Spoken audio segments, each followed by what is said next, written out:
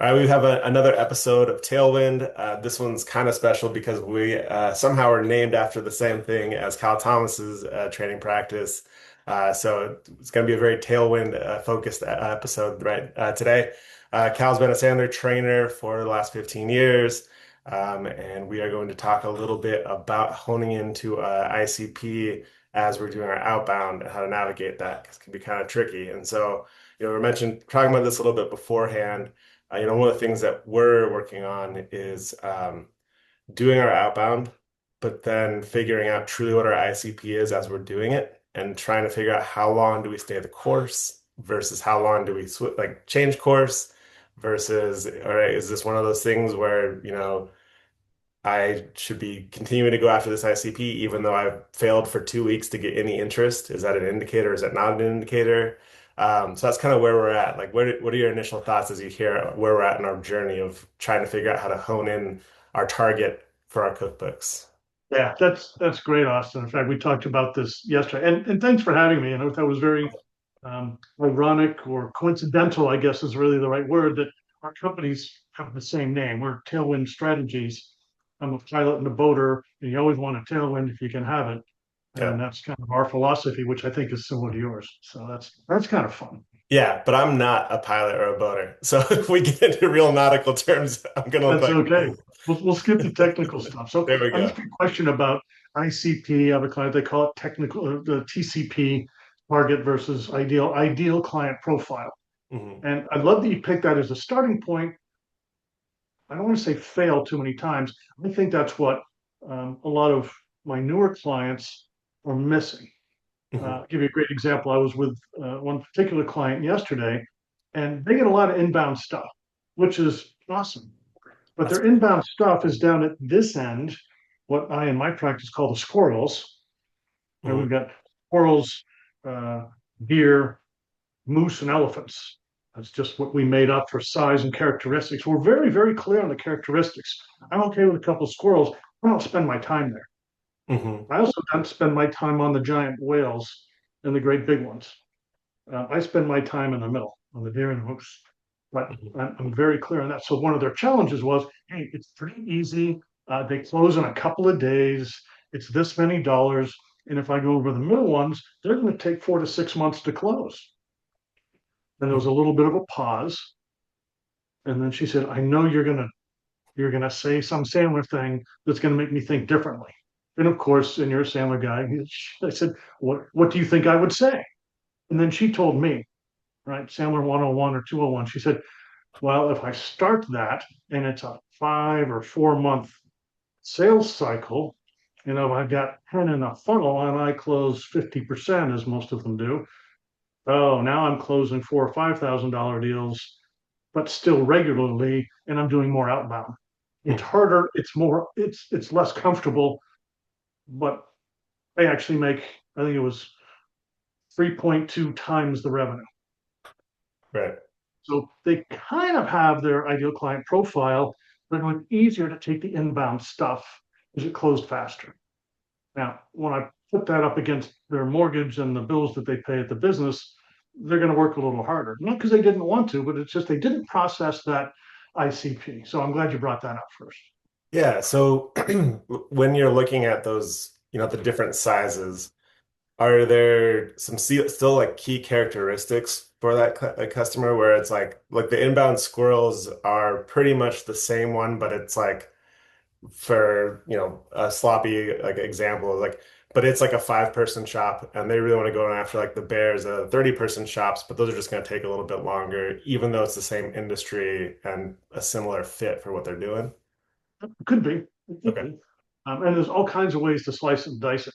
So we've got one, and their equivalent of a squirrel is it's X amount of dollars, not a lot, but it pays the electric bill. That's a good thing. Yeah. But I'm also only going to spend this much time. It's a three-piece sequence. So I'm Hmm. going to close the file after 3 attempts, not chasing it. If they want to come back, great. On the other ones, it's a 9 to 15 uh, item sequence, Yeah. and the sales meetings are very different. We have a discovery call, which in Sandler terms are bonding a rapport, an upfront contract, and some pain indicators. and a yes or a no to have another conversation. The next one we're going to need to pain. The next one we're going to, right? And the ones in the middle, probably a sequence of five, or it's a warm introduction. By the way, my whales, I don't chase any unless I'm introduced to somebody with a C in the front of their title, Mm-hmm. because it just takes too long, and it's not. I can close two or three in the middle in that amount of time. Right. Uh, but yes, they all have a very clearly defined set of criteria. The ones in the middle, we know what the first, second, and third sales meeting looks like and who must be there. So we're very clear on that, on the process, and who needs to be in there. Mhm. Very short story, marketing client, and in their second meeting for their bear and their moose, their talk track literally is typically what happens next is the chief marketing officer and the CFO come into that meeting. How do we make that happen? Now they say it a little more nurturingly than that, Mhm. but it's being crystal clear and sticking with it. You know Yeah. that one. So in this situation, it sounds like they have a very specific ICP, and now it's just like where are you focusing energy? How much energy is then going to be like the right acquisition cost for what you could potentially get? What about people who you work with that are maybe still trying to figure out like the right vertical? Like that's going like, okay, like we're getting this interest, but it's scattered, which is not an effective outbound strategy. It's fine for Yeah. inbound. Anyone can come to anyone for that. But if you want to get targeted, you got to have like the right focus. You got to be honed in. When you're navigating that with one of your clients, how do you go about like the experimental phase of that? Depends on your tolerance and your sales cycle. I mean, there are so many variables. I'll just give you a quick Yeah. example of one guy, very technical guy, fantastic business, uh, medical device manufacturing, and Mhm. also he had a lot of clients in the education in higher education. The founders of the medical device companies can make a decision with a couple people. Right. Think about the decision making process in an institution of higher learning. Right. They I mean, have to yeah, find the funding. forever. They need to get the approvals. There's a whole political will that has to change. So he will do that if introduced in at a very high level. Mm. And that's, I think that's one of the failings in, I had a question yesterday. One of the failings, why do sales cycles take so long or longer than they should? Hmm. First and foremost, we don't get clear futures, date, time on the calendar for the next conversation, which, Yeah. as you know, in Sandler is non-negotiable, or it's a no. Right. uh, or we don't understand how the prospect, how that company makes decisions. And it's Mhm. not decision maker, it's decision making process. And that's our job to learn it. It's not their job to tell us. It's our job to ask them the questions. Yeah. And that I find that is one of the biggest, after people have been a client 1 year, 2 year, three, they start to get really good at that. Mhm. Yeah, that makes a lot of sense. I guess to your point about it being like complex, like yeah, it's gonna totally depend on so much context of like maybe you have resources to mess around with an ICP for a couple of years just to learn about it, and maybe you don't, and maybe it's not the right fit for your product. Um, I guess like for a specific like our what we ran into, we spent about a month going after benefits producers. And we were having these conversations. We were getting in with like, C-suite or like right below VP level people having conversations. And I mean, we spent about a month doing it, mostly because I'm stubborn, which is probably really the issue. But every time I talk to them, they're like, we just rely so much on inbound and referrals. We have no interest in doing any outbound. And I would get like 1 out of 10 conversations, somebody would show a little interest in outbound, but a majority of the conversations were just our business model isn't aligned with that. And so like I spent because I'd find the people and I was like, well, let me just see if I maybe talk to like the wrong 10 people to start. Maybe the next 10 people have a different story.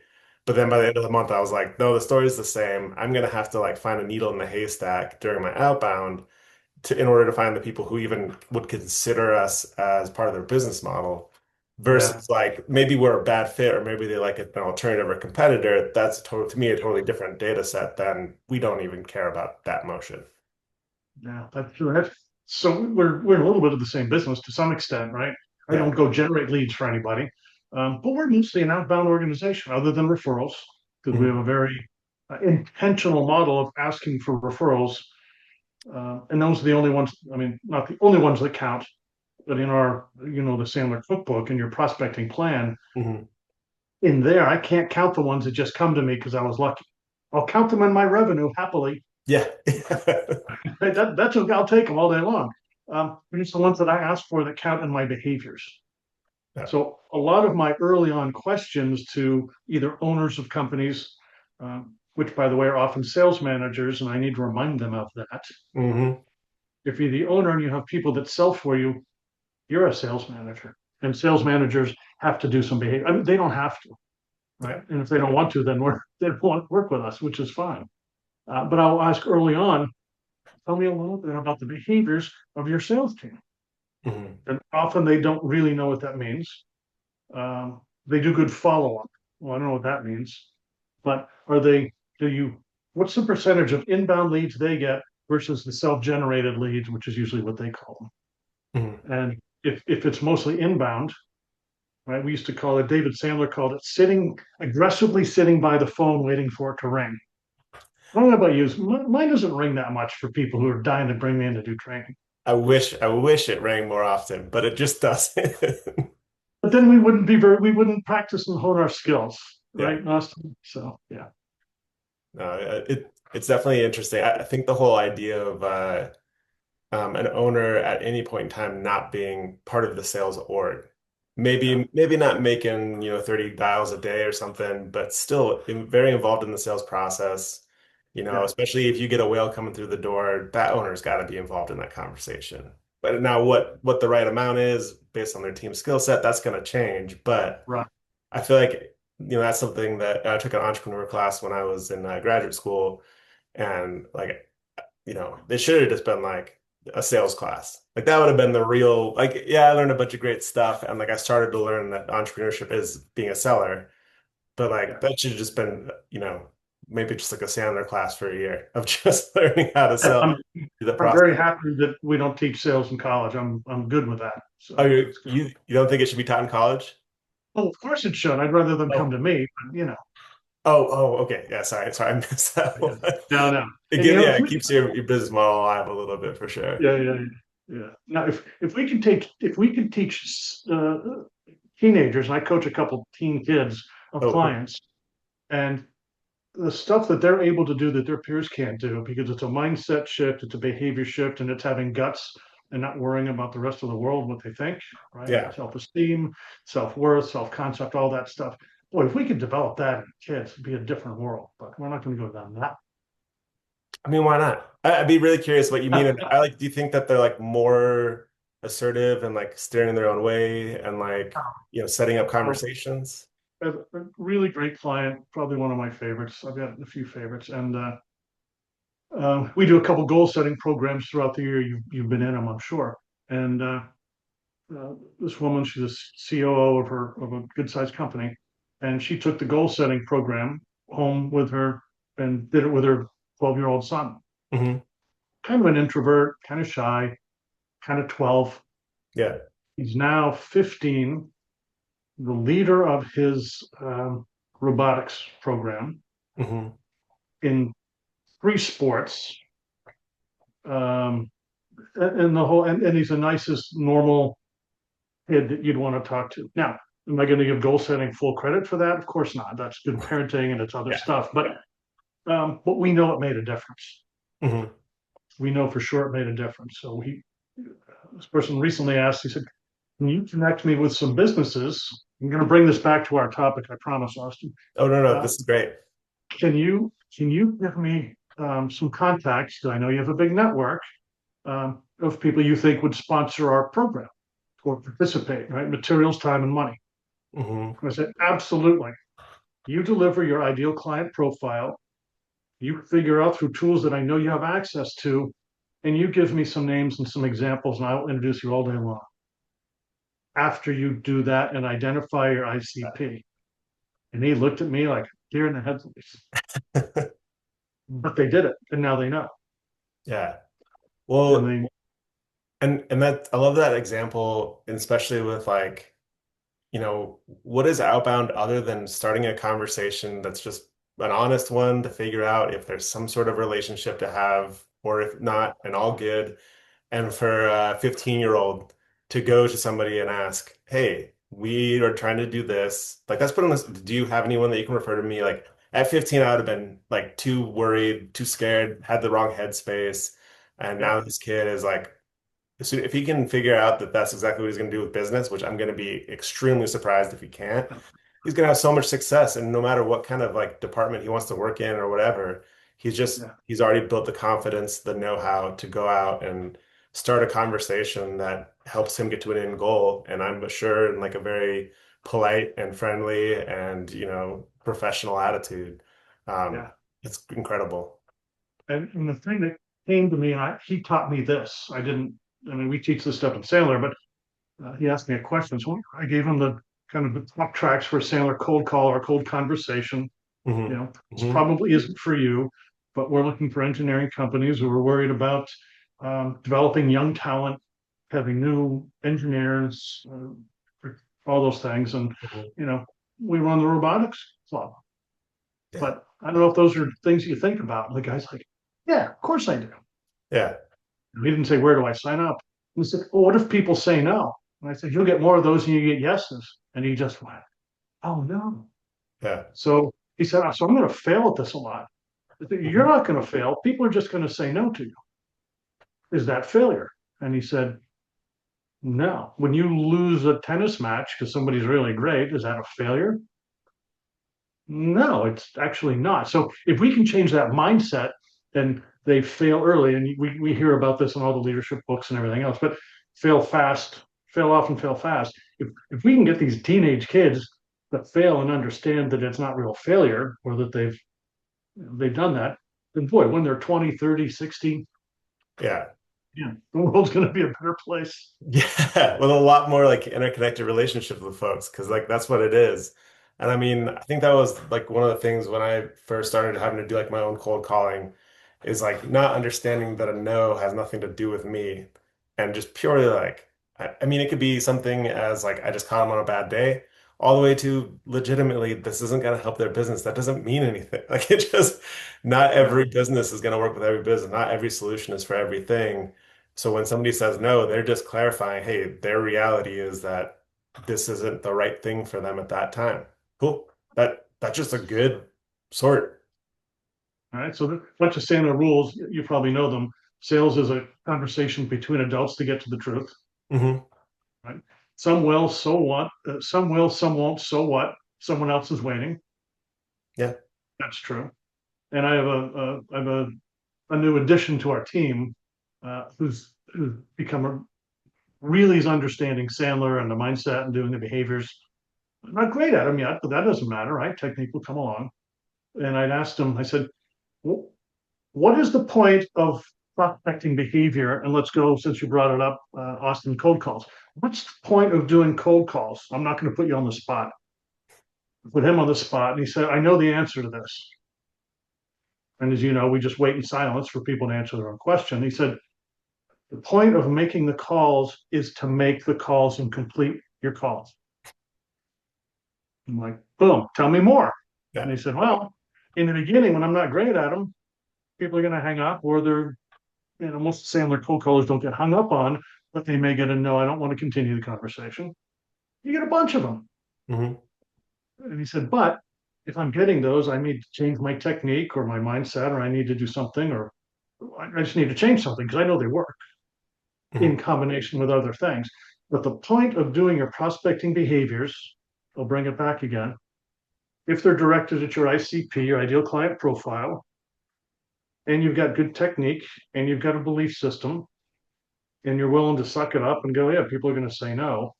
There's a bunch of yeses in there. I mean, I can Yeah. certainly, 15 years later, I can certainly attest to I got way more no's than yeses, but we got a pretty decent fun business. I have no complaints, but you just got to do it, and it stings a lot less after you've done it a couple hundred times. Yeah. And I think also once like I think when you first start doing it, it's just impossible to be like, I'm gonna take on the mindset of like no doesn't feel good, but that's okay. like you have to actually feel it too, right? Like there actually has to be like the moment of like, I got the no. Let me just think about that, sit with that emotion of getting the rejection, and then have the good, training that tells me it has nothing to do with me. They've already forgot about me in like the next 30 seconds. We're probably not a fit based on the conversation. Or maybe I just need to improve and say something better. Sit with that, make another dial. And then like after you made a couple hundred dials and that's happened, now you can go, all right, now it really does roll off my back. Whereas at the beginning, it's like, let's not pretend like it really is rolling off the back from the start. Absolutely right. Right. We have a Sandler thing called IR theory is your identity versus your role. Hmm. So how I feel, my beliefs in myself, self-worth, self-concept, self-esteem versus how other people in the world view me as performing in my role, or even I mean, we've all had a bad day with a spouse, significant other, kid, or sibling, or golf course or something, right? We've all had a bad experience, but that Yeah. can't define who we are. So society tells us that how you perform in your role determines how you feel. Determines how uh, what you're going to do. Right? That's your identity. Is your performance in your role is how you're viewed in the world. Hmm. My belief is the behaviors and the things that I do determine how I feel about myself. Yeah. Right? The role performance, and here's the technical part. If on a scale of 1 to 10, I see myself as a 6 through 6, 7, 8, meaning I don't get out of my comfort zone a lot. I'm afraid I'll never be that good. I'm an at leaster, or worse in New Jersey, we call them losers. You can't do that on a video. Hmm. But right, if I'm getting out of my comfort zone and I view in my mind, without a big ego, that I'm an 8, 9, 10, then I can start to perform in roles better than I could if I don't see myself that way. Yeah. So I think society's got a little bit backwards, and psychology's probably got it a little bit better. Well, to the point of like being in the high school and what you're learning more of like compliance and read this book and then fill out this book report. And you're not learning these emotional intelligence building activities like, hey, if you guys have a robotics club, you don't ask your dad to go ask somebody to do it. You go out and you have a conversation with an adult and start building your own self-worth. And then if you Yeah, start doing that, then it's like, okay, now like you're becoming self-sufficient. You start to understand the difference between, who you are and what that activity is. You're gonna be way more open to it because you haven't overlearned like this whole like just fall into your role that society tells you thing. You're gonna be like, oh, I'm gonna try this stuff out. I'm also 15. If I say something dumb when I'm trying to get some materials from a robotics in like company, like whatever. yeah. You never need grace for saying something dumb when you're 15. When you're 60, not so much. But Yeah. I think we should all get grace for saying something dumb as long as we're willing to admit it. I do it every day. Ask my wife Say all every day. But right there it with doesn't you. affect my identity side. Yeah. Well, we're humans. We're gonna make mistakes. Exactly. Let's Yeah. not. We're not. We're not trying hard enough. That's for sure. Yeah. Well, Kyle, we had a upfront contract that this would only be a 30-minute meeting total. We're 2 minutes over. My apologies for not Wow. managing. Crazy. Do you have any final parting thoughts before we end the session? Aside from the psychology stuff, I would go back to understand your ideal client profile, what it really is, what's your sweet Mhm. spot, what makes you the most revenue and the best margin. I don't think it depends on verticalness necessarily. I think it belongs is characteristics of Mhm. the people in the organization. That's a takeaway. Um, and the other is learn as much about and ask questions about how they make decisions. Mhm. Yeah, the decision-making process can shed a lot of light on whether or not it's worth going all through it. Can also help you figure out how to play the game of how do we go to the right people and talk to the right people in our organization. Because even just like going to the wrong person who maybe is not interested in it, maybe if you talk to this person instead and had paid more attention to what your initial, champion or contact was saying, like not forcing it at that organization, Right. really make a difference. Or the minds, or I might make a decision right there to say, nope, not a fit.